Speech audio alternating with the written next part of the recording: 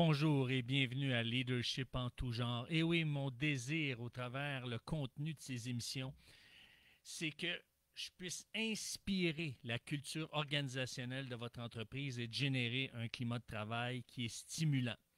Qu'est-ce qu'on a vu la semaine dernière? Eh bien, le premier pas pour une conciliation famille-travail plus harmonieuse, évidemment, il y a plusieurs pas à poser, mais le premier pas, on l'a vu la semaine dernière et c'est disponible sur ericlantier.net.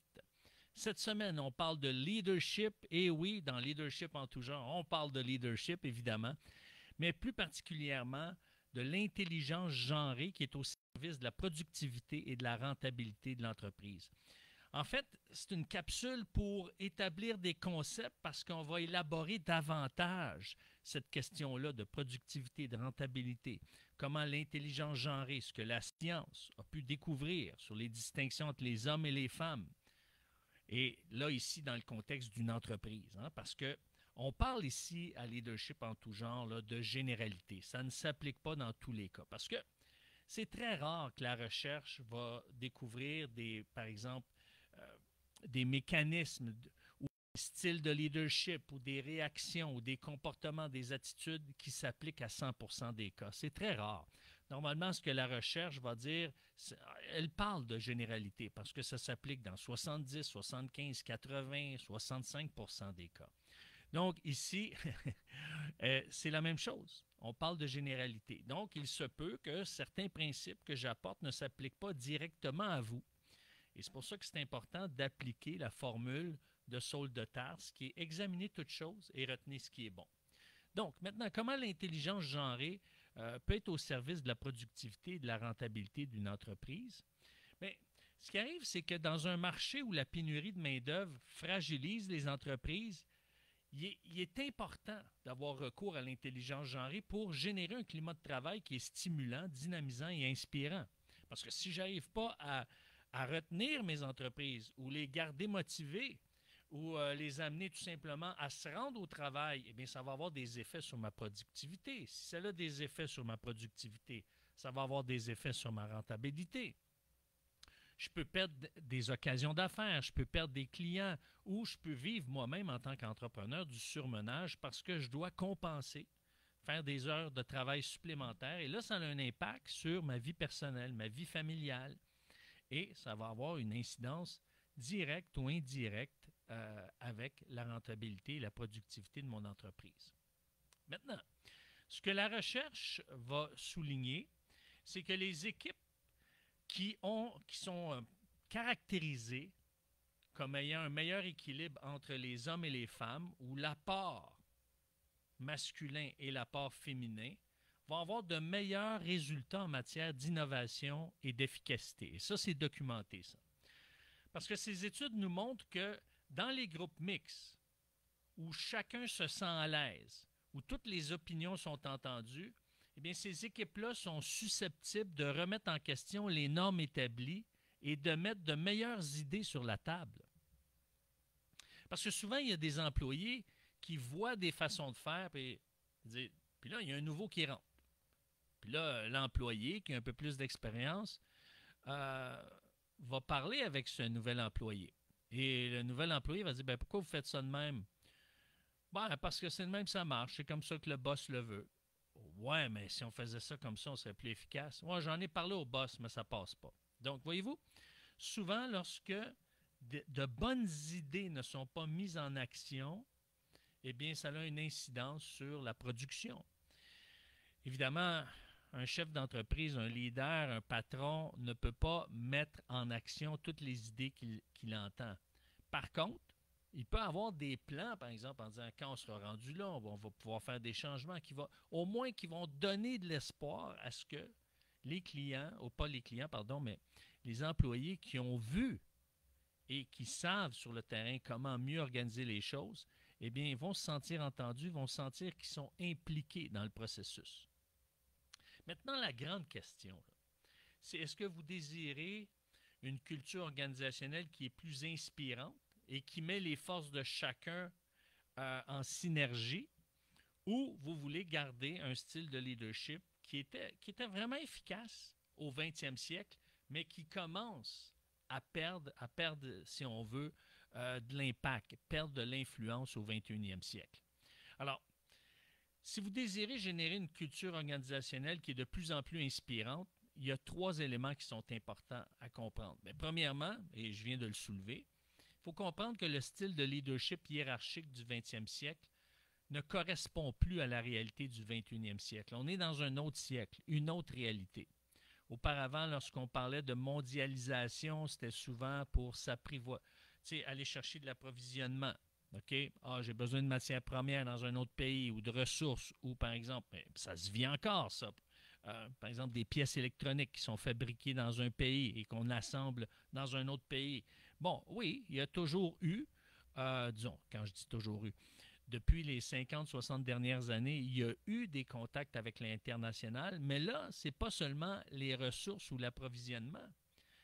Nos employés, les employés de nos entreprises sont de plus en plus logés dans d'autres pays. On fait affaire, par exemple, à des gens en Inde, en Europe et même de plus en plus en Afrique. C'est pas rare qu'on appelle le service à la clientèle d'une grande entreprise et on parle à quelqu'un qui est en train de travailler pendant la nuit parce qu'il y a un décalage horaire en Inde ou Bangladesh ou à d'autres endroits comme ça. Donc maintenant, ce qui est intéressant, c'est que Barbara Annis, dans son livre Work With Me, mentionne que l'approche hiérarchique et héroïque du leadership du passé va probablement et très probablement céder sa place à un style de leadership d'ensemble au cours de la prochaine décennie. Puis, ça va devenir le trait dominant du leadership international. Pourquoi? Parce que de plus en plus, les leaders d'entreprises qui vont être rentables et productives vont devoir composer avec des équipes qui sont postées ailleurs, qui sont géographiquement ailleurs. Donc, le télétravail, ça ne sera pas seulement régional ou ça ne sera pas seulement national, mais ça va être international. Et pour ça, pour dynamiser, pour inspirer, pour motiver les troupes, ça prend des leaders qui ont une vision beaucoup plus large, beaucoup plus étendue et qui tiennent compte des différentes réalités culturelles des gens qui travaillent dans l'organisation. Donc, c'est important de comprendre que le style de leadership doit s'adapter à la réalité d'aujourd'hui si on va avoir les mêmes résultats que dans le passé ou de meilleurs, mais c'est évident qu'on doit entreprendre des façons de faire qui sont optimales. Le deuxième point, c'est que le style de leadership des hommes et des femmes est passablement différent. Encore une fois, je parle de généralité. Il y a des gens qui, par exemple, il y a des hommes qui ont une intuition qui est extraordinaire. Et il y a des femmes, par exemple, qui sont d'une ténacité, d'une combativité extraordinaire aussi. Donc, moi, je ne veux pas rentrer dans les stéréotypes. Ce que je désire, c'est que les forces de chacun et chacune puissent contribuer à une meilleure synergie dans l'entreprise. Parce que ce qu'on remarque, ce que la recherche de marque remarque après avoir consulté, après avoir observé sur le terrain, ce qui en ressort, c'est que généralement, le style de gestion des hommes est plus transactionnel, hein, c'est donnant-donnant. Plus enclin à accepter des risques et plus axé sur les solutions. Donc, par contre, le style de gestion d'un grand nombre de femmes va être caractérisé comme étant plus contextuel, plus axé sur les relations.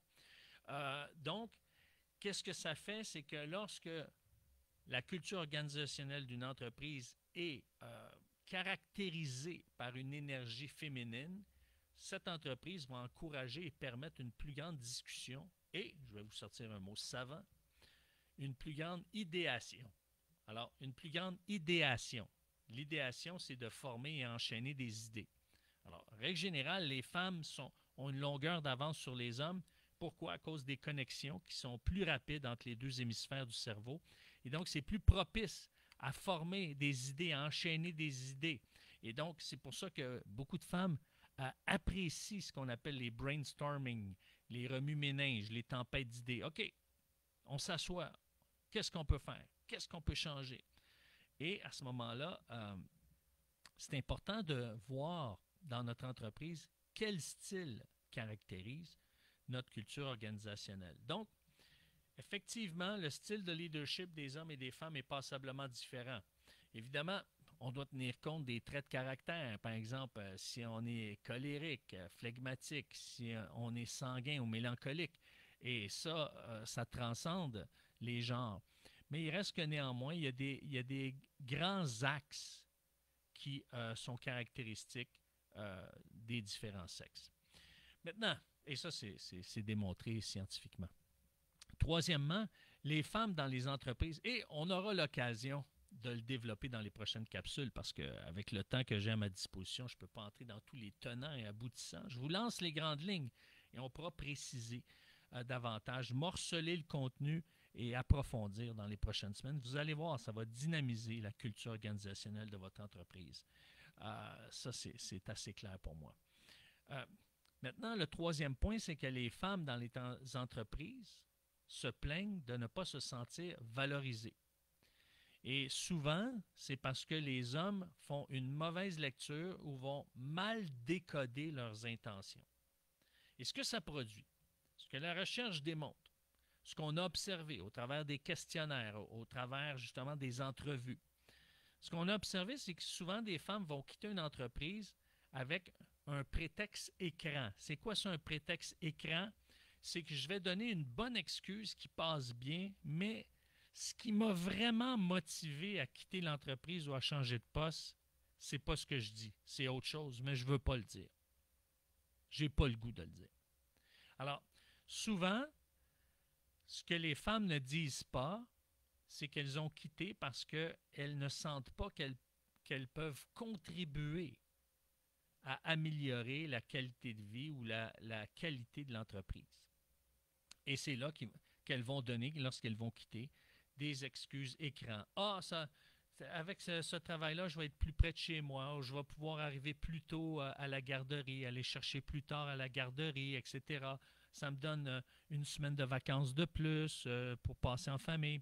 Souvent, ce sont de vraies raisons, mais qui cachent une raison plus grande qui a contribué au choix de changement. Donc, une culture mixte, une culture où est-ce que la contribution ou l'apport de l'énergie masculine et de l'énergie féminine là, ont passablement chacun leur place, eh bien, cette culture mixte-là améliore la qualité de vie des employés parce que ça apporte un épanouissement personnel sur le lieu de travail. Et c'est pour ça que ça permet d'obtenir des résultats, de meilleurs résultats, parce que chacun est inclus et contribue à sa manière de façon authentique. Et c'est là que l'intelligence genrée joue un rôle sur la rétention du personnel, sur la productivité, sur la rentabilité. Et si j'ai un mode de pensée, c'est un mode de pensée à somme nulle, je gagne, tu perds, eh bien, c'est pas très invitant, c'est pas très accueillant, parce qu'il y a un gagnant, il y a un perdant. Mais si la culture organisationnelle est changée ou remplacée par une perspective plus inclusive, où est-ce que j'inclus la perspective masculine ou j'inclus la perspective féminine, par exemple, si je suis dans un milieu scolaire au primaire, c'est une culture organisationnelle qui est davantage féminine, mais si j'inclus un peu plus l'apport masculin dans le déroulement, dans l'organisation et même dans la gestion de classe, eh bien, ça peut amener des changements où est-ce que tout le monde gagne. Ce qu'on veut, avec justement cette inclusivité ou cette mixité masculine-féminine, c'est trouver des formules qui sont gagnant-gagnant et non pas gagnant-perdant ou gagnante-perdante ou gagnant-perdante, etc. Vous comprenez?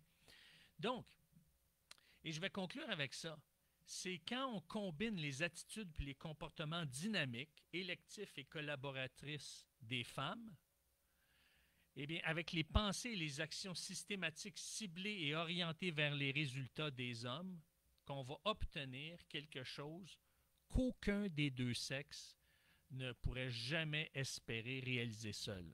Et ça, c'est une citation traduite de Barbara Annis dans son livre « Work with me ». Je vais relire, c'est trop savoureux. C'est lorsque nous combinons les attitudes et les comportements dynamiques, électifs et collaboratifs des femmes avec les pensées, les actions systématiques ciblées et orientées vers les résultats des hommes, que nous obtenons quelque chose qu'aucun des deux sexes ne pourrait jamais espérer réaliser seul. En résumé, c'est que si je viens chercher l'apport, la contribution des femmes qui poussent à améliorer les façons de faire, à améliorer le climat de vie, à améliorer les interactions, à contribuer à ce que humainement on puisse mettre plus d'énergie parce qu'on est plus stimulé, parce qu'on est plus en interaction, mais ça, dans un esprit où est-ce que ça doit être le moins coûteux possible pour l'entreprise, ça doit être le plus rentable. Donc, une rentabilité énergétique, c'est ce que ça va produire et ça produit des résultats qui sont souvent plus efficaces, plus efficients, plus dynamisants au sein de l'entreprise, au sein de l'organisation, au sein des ressources humaines. Et c'est pour ça que c'est à partir de ce complément naturel qu'il y a plein de choses étonnantes qui peuvent survenir. Évidemment, ça nous sort de notre zone de confort. Et je vois que le temps file. Eh bien, on aura l'occasion d'approfondir et de développer certains de ces aspects. Et si vous voulez communiquer avec moi, si vous avez des questions, des commentaires, vous voulez échanger, vous voulez apporter un éclairage parce que vous vivez une réalité dans votre culture organisationnelle qui vous est propre, eh bien, je vous invite à m'écrire à coach@ericlantier.net. C'est coach@ericlantier.net et ça va me faire plaisir d'en discuter avec vous. Et si vous voulez soutenir cette émission pour qu'elle continue à être diffusée sur les ondes du 92.7 FM, vous m'écrivez à la même adresse, c'est coach@ericlantier.net. Sur ce, eh bien, je vous souhaite une bonne semaine. Eh bien, pour les auditeurs du 92.7 FM, notre rendez-vous, c'est vendredi prochain. Au revoir.